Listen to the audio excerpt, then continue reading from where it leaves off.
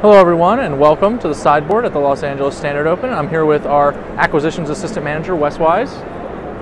Wes, what are you doing at the event today? Buying Magic cards. Magic cards, really? That's what I do a lot. It's different. So we're going to spend a little bit of time with Wes here, who's been at the sales booth all day, discussing just what's been selling and especially what cards during rotation might be worthwhile hanging on to, might be worthwhile getting rid of, that kind of a thing. So let's just kick it off with the sales booth information. Sure. 3 cards that we sold pretty close to out of have been Dismember, Gutshot, and Night of Glory. You might be surprised by a few things. One, the Dismembers and Gutshots are obviously cards that are rotating soon, but you know, players got to play. And 2, all of these are uncommons. Right. One of the biggest things about like uncommons stuff like that, most Magic players, I mean, they just don't want to look for cards. Let's be serious. So there's like, well, I could just dig through this giant box of cards that all my stuff gets thrown into, or I could just go spend $1 and get another one. And so like we actually always run out of a lot of like quarter stuff like that, like Avacyn Pilgrim, stuff like that. We're always out of them because people just keep buying them. I mean, that's like one of the reasons that, and they're popular. Yeah. So I mean, you know, there's a whole lot of room for just to be lazy, I guess.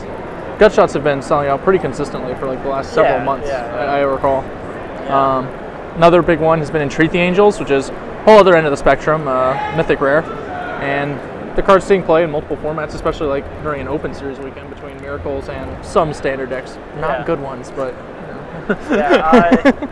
I mean that was just the card of the day, I guess. I mean, we're bound to run out of some stuff. Like we have. The most interesting one that I saw was Spellskite. Yeah. Spellskite, new Phyrexia rare, so also rotating. But Spellskite's actually in a nice spot right now. It's really good against Infect, obviously, because you can just free roll redirecting all their pump spells so they don't kill you.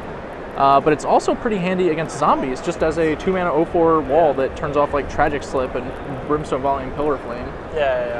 I was surprised to see Spellskite picking up both at the booth and in the tournament side. I've seen a lot of Delver players boarding their Spellskites. And he carries a Rune Chainer's Pike just like everybody else. It's very, very well. So I'm going to go ahead and let Wes take over to talk to you about cards you should hang on to. He knows a lot more about this stuff than me. I'm not so good at the cards and the hanging on to and the tradings. As far as like during rotation, if you're actually worried about protecting yourself during rotation, what I did personally is as soon as the second set of the block came out, I would ship the cards I wanted to get rid of then. That's like whenever people still are like trying to, you know, I would only keep what I needed to play in decks. Now it's a little bit too late if you're just trying to protect yourself. Most of the dealers and everybody have, you know, they've caught on. They're paying attention now. Like, so my general rule of thumb on stuff like that is just if it's below 50 cents and I think I'm ever going to use it, I'm probably just going to keep it. Sure. If I think I'm ever going to use it at all, like all the Scars lands, stuff like that, I mean, I just like to have them. You know, they might reprint them 2 blocks from now, and you're like, okay, cool. It's just one less thing to have to get. And then you can always keep things like Birthing Pods, Batter Skulls, things that are really playable in other formats. Yeah. They're always going to be good for trade. They're always going to be worth something. And just while they're really low right now, it doesn't mean that they're not going to go back up, and they're definitely going to retain their value. So there's no point in selling them now unless you just have to have, you know, the $5 or whatever. Especially when they have to be basically at their lowest price point over these months. Exactly. Yeah. So that's from an Acquisitions Assistant Manager telling you which cards you should not be selling him. I'm just throwing that out there. Yeah, whenever you asked me to do that, that did cross my mind. I was like, well, he wants me to talk about what not to sell me. All right. I mean, we'll take them.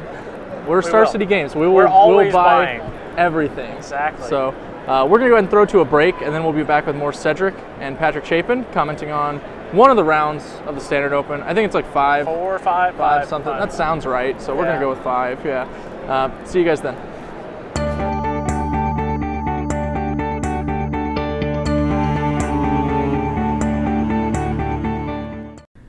On September 21st through the 23rd, the StarCityGames.com Open Series featuring the Invitational comes to Atlanta, Georgia, and this event is going to be huge. We're talking hundreds of players, the StarCityGames.com Invitational with $75,000 in prizes, a Standard Open with $10,000 in prizes, a Legacy Open with $10,000 in prizes, 3 Draft Opens with